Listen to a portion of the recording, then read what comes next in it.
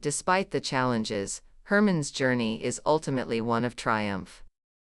Each confession, each acknowledgement of past mistakes, has brought him closer to authenticity.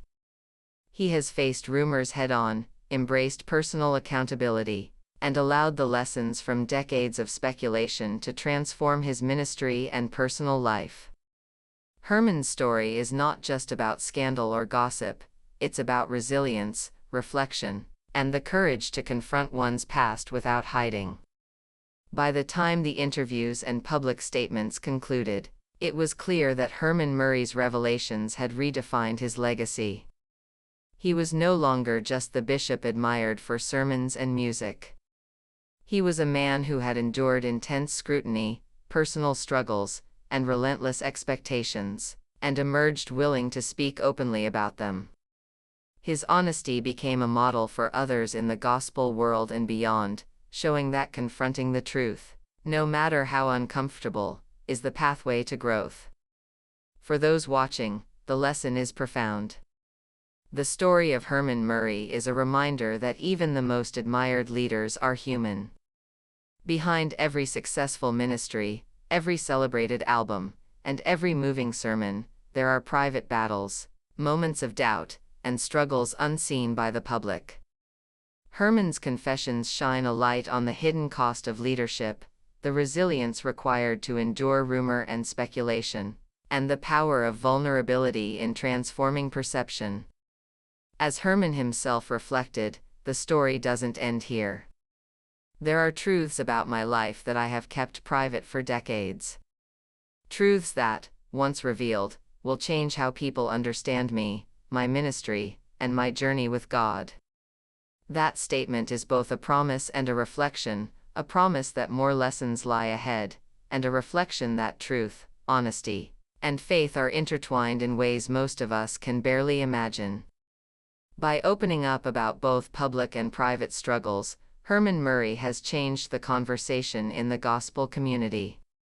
His life, once scrutinized for every whisper, is now a testament to the power of confession, accountability, and resilience. His journey reminds us that leadership is not about perfection, it's about courage, honesty, and the willingness to face the consequences of one's actions. And so, as the dust settles on decades of speculation, Herman Murray stands before the world not as an untouchable figure, but as a deeply human one. His confessions challenge assumptions, inspire reflection, and demonstrate that even in the most public lives, the personal battles can be the most transformative. In the end, Herman's story is not just about the rumors he confronted or the mistakes he admitted. It's about a journey toward authenticity, the reconciliation of public perception with private reality, and the enduring power of faith and courage in the face of scrutiny. For those who have followed his ministry for years, the confessions bring both clarity and a deeper appreciation for the man behind the pulpit. And while the world may still speculate, one truth is clear: Herman Murray's willingness to speak openly has changed the narrative. He has turned decades of whispers and rumors into a story of personal growth, spiritual renewal, and the undeniable courage it takes to face one's past. For everyone who thought they knew him, this is just the beginning of seeing the man behind the legend. One insider described the message as carefully structured. Every pause, every comparison, every shift between obedience and financial blessing. They felt it pushed the boundaries too far, edging into a narrative that rewarded giving with divine favor. And according to them, the staff wasn't just concerned, they were conflicted. Because questioning leadership in a ministry of this size isn't easy. Especially when the leader is someone as respected as Bishop Marvin Winans. Meanwhile, in homes and group chats across the country, the video sparked a wildfire. Tweets called it diabolical. Posts labeled it unbiblical. YouTube creators filmed hour-long responses analyzing every word. And as the online debate spread, new layers of the controversy emerged. Some pastors chimed in, expressing concern about the growing trend of mixing spiritual authority with financial promises. Theologians warned that this type of teaching risks sending vulnerable believers the wrong message, that their worth, faith, and obedience can somehow be measured in material terms. Even neutral viewers felt uneasy, pointing out that Cain and Abel isn't a prosperity story, it's a tragedy. But tucked beneath all the noise was another revelation. One that insiders say changes everything. According to multiple sources, this sermon may have been part of a larger plan, a series of messages gradually tying obedience, generosity, and blessing into one seamless narrative. Not necessarily to manipulate, but to encourage consistent giving through an emotional scriptural framework. Some insiders insist this was strategic. Others believe it was misunderstood. But either way, the pattern raised eyebrows. And then came the backlash no one expected. Congregants began contacting the church directly. Some said the message made them feel inadequate because of their financial struggles. Others worried that young believers, still learning the basics of faith, could walk away believing God values wealth more than character. Still others claimed the sermon created an atmosphere of pressure, where giving wasn't an act of devotion, but a test of spiritual worthiness. But the backlash also sparked a deeper conversation, one the church has avoided for decades. The conversation about where the line is drawn. When does a sermon inspire? And when does it influence? When does faith uplift? And when does it begin to feel like a transaction? Because regardless of how you interpret the message, one thing is clear: financial teachings in the church have always been controversial. And when they're tied to Scripture, especially a story as heavy as Cain and Abel, the impact can ripple far beyond a Sunday service. As the days passed, more voices entered the conversation. Gospel singers, former church members, anonymous staff, even pastors from outside denominations. One theologian wrote, "When the first murder in the Bible becomes a metaphor for money, it's time to examine what we are preaching." And that comment alone gained thousands of shares. The gospel community wasn't just debating the sermon, they were debating the direction of modern ministry itself. Is the blending of faith and finances inevitable in today's world? Does teaching responsibility automatically become prosperity theology?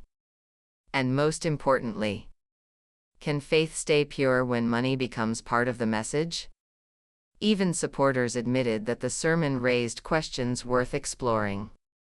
They argued that the message wasn't telling people to chase wealth, it was encouraging accountability. That Scripture can teach about spiritual matters and practical life skills. And that the backlash spiraled because of misunderstandings amplified by social media. But critics disagreed, insisting that once money becomes tied to spiritual favor, the risk of manipulation becomes too high to ignore. That tension, between inspiration and influence, faith and financial teaching, empowerment and pressure, is exactly what keeps this controversy alive. Because this isn't just a debate about one sermon. It's a debate about how we interpret the Bible, how we lead people, and how the church navigates a world where financial realities are unavoidable. As the conversation expanded, people began sharing their own experiences. Former members said they once felt pressured by similar messages, believing that giving more would unlock blessings. Some described seasons where they questioned their faith simply because they struggled to make ends meet. Others said they had given out of fear, not devotion. And in those stories, the emotional impact of sermons like this became even clearer. But supporters also shared their testimonies, stories of discipline, hard work, generosity, and growth. Stories of people who believed the message encouraged responsibility, not greed. For them, the sermon was a reminder that God honors diligence and stewardship. This divide is exactly why the Cain and Abel message continues to circulate. The story wasn't just interpreted differently, it was experienced differently. And that difference is what made the online reaction so explosive. As the dust settles, one thing has become undeniable: this moment has forced believers, leaders, and even critics to confront questions about faith, responsibility, and the influence of the pulpit. Whether people see the sermon as empowering or manipulative, helpful or harmful, everyone agrees it has sparked a conversation long overdue. Because behind the headlines, the debates, and the heated comment sections, a bigger question remains. When does a message about prosperity become something else entirely? Some say Bishop Winans simply delivered a bold teaching that challenged traditional thinking. Others say he crossed a line Scripture should never cross. But no matter where you stand, this sermon has pushed the gospel world to examine itself. To reconsider the balance between spiritual teaching and practical life lessons. To evaluate the ethics of influence. And to reflect on what it truly means to be blessed. And maybe that's why this message hit so hard. Because it didn't just spark outrage, it sparked introspection. For some, it triggered motivation. For others, conviction. For many more, concern. But for everyone watching, it raised a question that won't disappear anytime soon. Can faith remain pure when money enters the story? Or has this moment changed the conversation forever? Only time will tell. But one thing is clear: Bishop Marvin Winans didn't just preach a sermon. He ignited a movement of questions the gospel community can no longer avoid.